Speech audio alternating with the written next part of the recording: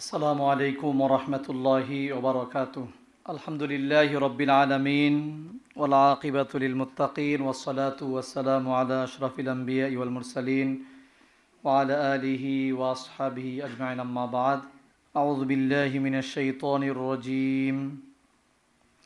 কুল ইয়া ইবাদিল্লাযীনা আমানুত্তাকু রাব্বাকুম লিল্লাযীনা আহসানু ফি হাযিহিদ দুনিয়া হাসানাহ ওয়া আরদুল্লাহি ওয়াসিআহ ইন্নামা ইউওয়াফফাস সাবিরুনা আজরাহুম বিগাইরি হিসাব। জমিয়ত সুবহানে আহলে হাদিস বাংলাদেশ কর্তৃক আয়োজিত আজকের এই কেন্দ্রীয় ইফতার মাহফিল ও সুধী সমাবেশে সম্মানিত সভাপতি শ্রদ্ধেয় বড় ভাই শেখ আব্দুল হাদী হাফিজাহুল্লাহ, উপস্থিত আছেন সুবহানের কেন্দ্রীয় দায়িত্বশীলবৃন্দ এবং অন্যান্য শ্রোতামণ্ডলী। এই ইফতার মাহফিল ও সুধী সমাবেশে একত্রিত হওয়ার তৌফিক দিয়েছেন যে মহান রব, সেই মহান রবের জন্য অন্তরের অন্তঃস্থল থেকে কালিমাতুশ শুকরিয়া আদায় করছি, আলহামদুলিল্লাহ।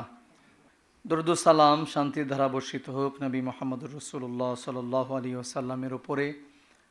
আল্লাহুম্মা সাল্লি আলাইহি আল্লাহুম্মা বারিক আলাইহি। আমি আপনাদের সামনে কোরআনুল কারীম থেকে একটি আয়াত পাঠ করেছি। এই আয়াতকে সামনে রেখে আমি আমার আজকের এই সংক্ষিপ্ত আলোচনা উপস্থাপন করার চেষ্টা করব। ওমা তাওফিকি ইল্লা বিল্লাহি আলাইহি তাওয়াক্কালতু ওয়া ইলাইহি উনীব। আমরা জানি রমাজানুল মুবারক এটা শুধু শাহরুস সিয়াম নয় বা শাহরুল কোরআন নয়, বরং এটা শাহরুস সবর। এটা যেমনিভাবে সিয়ামের মাস, কোরআন তেলাওয়াতের মাস, দান সাদাকার বিশেষ মাস, নিজেকে তাকওয়া অবলম্বনের মাস, পাশাপাশি এটা হলো সবরের মাস। সবর ইসলামে একটি গুরুত্বপূর্ণ বিষয়।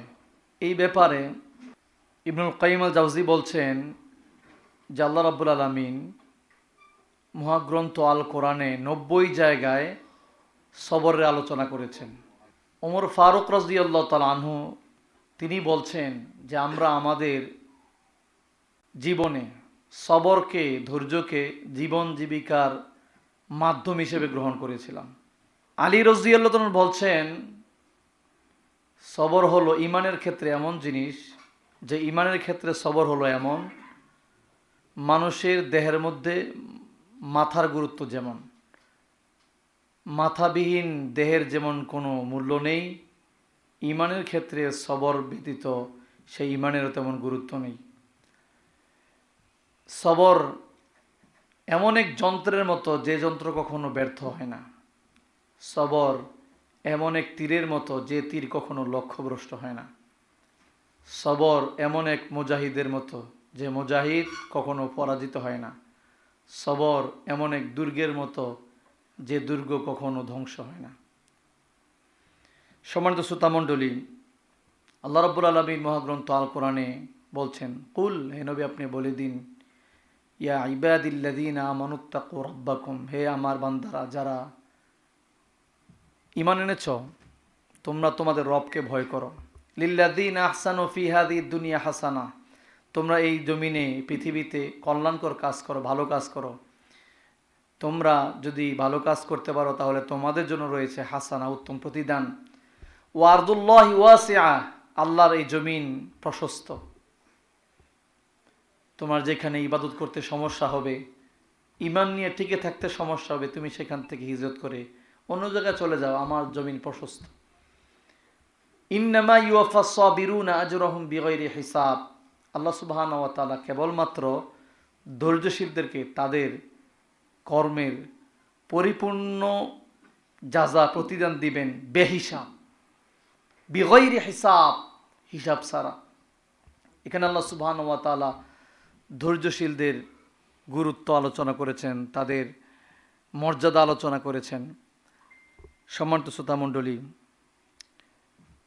আমরা সকলে হয়তো জানি যে সবরটা 3 ভাগে বিভক্ত। একটা হলো আল্লাহর আনুগত্যের উপরে ধৈর্য ধারণ করা, আরেকটা হলো মাসিয়াত, আল্লাহর অবাধ্যতা হয় এরকম কাজ থেকে নিজেকে ধৈর্যের সাথে বিরত রাখা, আরেকটা হলো তাকদিরের উপরে যে সমস্ত বালা মুসিবত আল্লাহ সুবহানাহু ওয়া তাআলা লিখে লেগেছেন এটার উপর ধৈর্য ধারণ করা। এই তিনটা সবরের মধ্যে প্রথমটা হলো আল্লাহর আনুগত্যের উপরে ধৈর্য ধারণ করা, সবসময় অবিচল অটল থাকা, ইস্তেকামাত থাকা। এটা অনেক কঠিন। আমরা দেখি, এমনকি আপনারা হয়তো দেখেন, হয়তো আপনাদের ক্ষেত্রে এরকম ঘটতে পারে যে আমরা রমজান মাস আসার পরে রমজানের শুরুতে মসজিদগুলোতে আমরা দেখি রমজানের প্রথম 4-5 দিন বা এক সপ্তাহ পর্যন্ত মসজিদে মুসল্লির ঢল নেমে যায়। জোহর, আসর, মাগরিব, ইশা, ফজর, তারাবি, প্রচুর মুসল্লি দেখা যায়। কিন্তু আপনি দেখবেন 4 দিন 5 দিন যেতে না যেতেই মসজিদগুলোতে, বিশেষ করে তারাবির সলাতে, ফজরের সলাতে মুসল্লি কমতে থাকে। আবার শেষের দিকে এসে কিছু মুসল্লি বেশি পাবেন, মাঝখানে দেখবেন মুসল্লিরা হারিয়ে গেছে, কমে গেছে। সারা বছর তো আমরা সিয়াম, নফল সিয়াম তো আমরা রাখি না। রমজান মাসটাই আমরা বিশেষ করে সিয়াম রাখার চেষ্টা করি। সালাতের ক্ষেত্রে আমরা যদি দেখি যে আমরা রমজান মাস আসলে নামাজ পড়ি টুকটাক, আর রমজান চলে গেলে সারা 11টি মাস আমরা জুমার সালাত ছাড়া বাকি সময় মসজিদে মুসল্লিদেরকে পাওয়া যায় না। এরকম বহু মুসল্লি পাবেন, হাজার হাজার লাখ লাখ মুসল্লি পাবেন এরকম। যে কথা বলছিলাম যে এই যে সারা বছর আমলের উপরে ধৈর্যের সাথে অবিচল থাকা, আমরা যারা রমজান মাসে নামাজ পড়ি, সিয়াম রাখি, যারা সারা বছর সিয়াম রাখি না, অথবা রমজানে আপনি দেখবেন অনেকে সিয়াম রাখছে কিন্তু নামাজ পড়ে না। আপনি বহু মুসল্লি দেখবেন নামাজ পড়তেছে না কিন্তু রোজা রাখতেছে। যারা নামাজ আদায় করে না তাদের কি সিয়াম হবে? আল্লাহ রাসূল বলছেন, যার সালাতের হিসাব ঠিক থাকবে তার অন্য কিছুর হিসাব ঠিক থাকবে, যার সালাতের হিসাব ঠিক নাই তার কোনো কিছুর হিসাব ঠিক নাই। কিন্তু আপনি যদি গিয়ে বলেন যে ব্যক্তি সালাত আদায় করে না তার সিয়াম হবে না, আপনার সমাজে যদি ফতুয়া দেন, দেখবেন 90% লোক নামাজ পড়তেছে না। কিন্তু কঠিনভাবে যখন বলবেন তখন বলবে, তোমরা না ইসলামটাকে কঠিন করে ফেলো কেন, ইসলামকে এত কঠিনভাবে উপস্থাপন করো কেন? অথচ যে আলেম এই ফতুয়া দিয়েছে বা আলোচনা করছে, গিয়ে দেখবেন তার সারাটা জীবন কোরআন হাদিসের পিছনে সময় ব্যয় করেছে। 11-12 বছর 15 বছর মাদ্রাসা পড়াশোনা করছে, তারপরে শিক্ষকতা করছে, সারাক্ষণ এই দার্স তাদরিসের সাথে, গবেষণার সাথে যুক্ত আছে। তো এরকম আলেমরা যখন বলে যে আপনার নামাজই পড়েন, আপনার সিয়াম দিয়ে কি হবে, যখন কঠিনভাবে কথাগুলো বলে, সমাজ থেকে লোক বলবে যে ইসলামটাকে তোমরা কঠিন করে ফেলো, ইসলাম এত কঠিন না, ইসলাম তো সহজ। এরকম ফতুয়া দেয়, আছে না এরকম? সম্মানিত শ্রোতা মণ্ডলী, আমি যে কথা বলছিলাম যে আমাদের আমলের অবস্থা, অথচ রমজান হলো ধৈর্যের মাস। আপনি কষ্ট স্বীকার করে হলেও এই আমলের উপরে ধৈর্যের সাথে অবিচল থাকবেন। আল্লাহ রাসূল বলছেন, আল্লাহর কাছে প্রিয় আমল হলো ওইটা যে আমল ধারাবাহিকভাবে করা হয়। ওয়াইন কল্লা, যদি সেটা কমও হয়, এর পরিমাণ যদি কমও হয় কিন্তু সব সময় করা হয়, আল্লাহর কাছে এই আমল খুব প্রিয়। কিন্তু আপনি কিছু সময় অনেক আমল করলেন, আবার দীর্ঘ সময় খবর নাই, আবার হঠাৎ করে লম্বা আমল করলেন, আবার হারিয়ে গেলেন, আসলে এই আমল আল্লাহর কাছে প্রিয় না। বরং আল্লাহর কাছে প্রিয় হলো সবসময় যে আমল করা হয় ধারাবাহিকভাবে, যদিও সেই আমলের পরিমাণ খুব কম হয়। সম্মানিত শ্রোতা মণ্ডলী, 2 নম্বর বিষয় হলো সিয়াম। এই সিয়ামে, এই রমজান মাসে আমরা নিজেদেরকে পাপ কাজ থেকে বিরত রাখব, মাসিয়াত, আল্লাহর অবাধ্যতা থেকে নিজেকে বিরত রাখা, বাঁচিয়ে রাখা। এটা খুব কঠিন।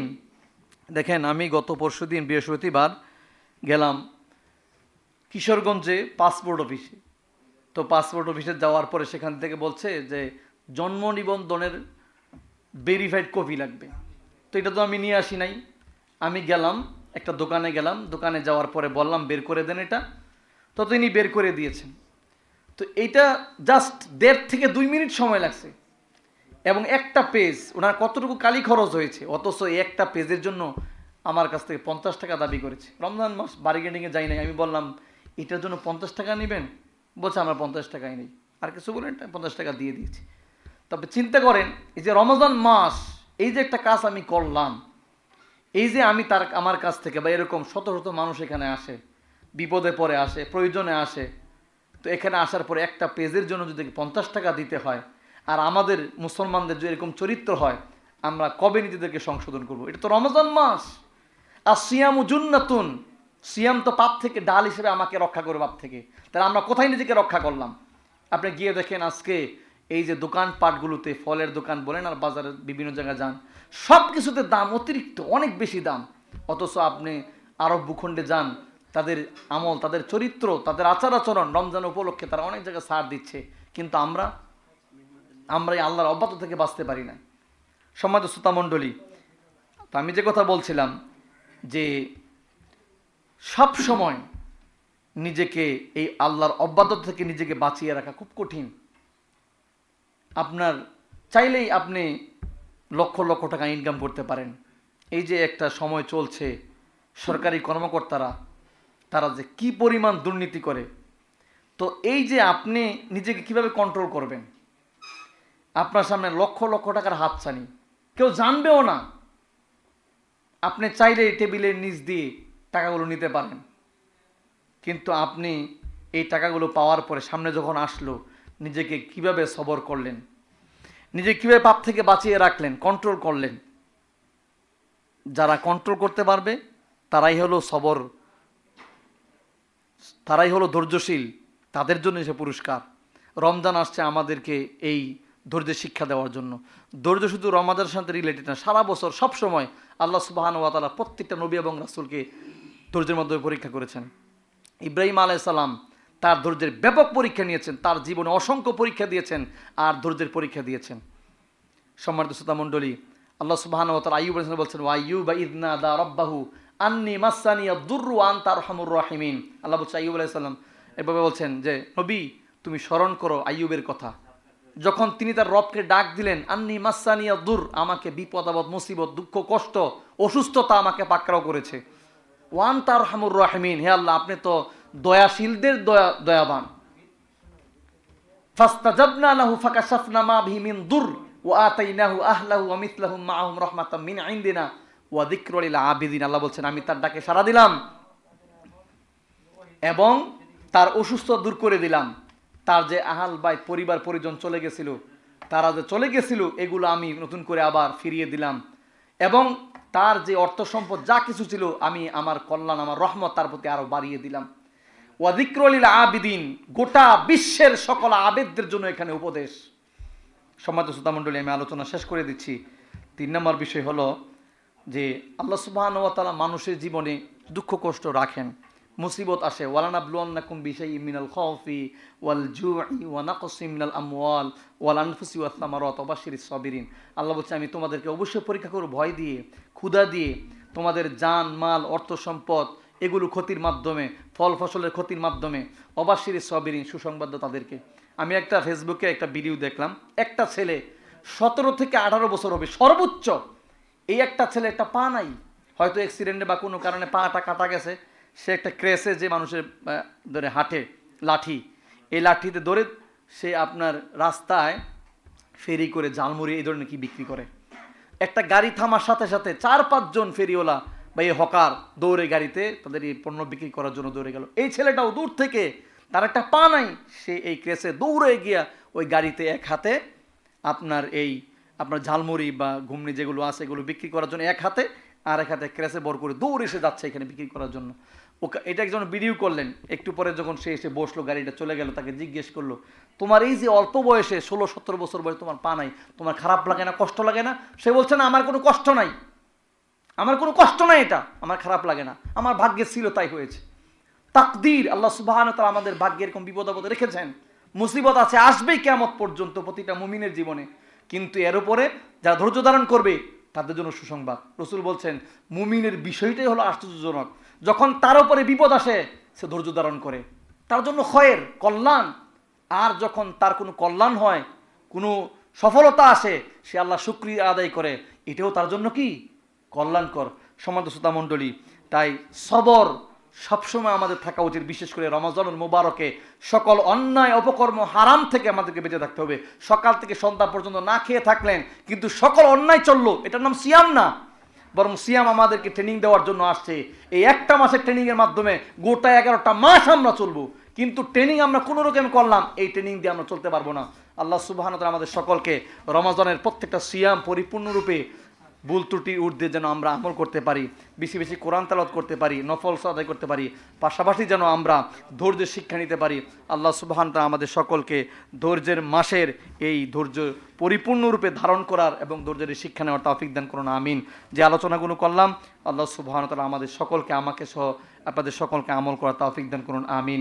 ওয়া আখিরু দাওয়ানা আনিল হামদুলিল্লাহি রাব্বিল আলামিন। আসসালামু আলাইকুম ওয়া রাহমাতুল্লাহি ওয়া বারাকাতুহু।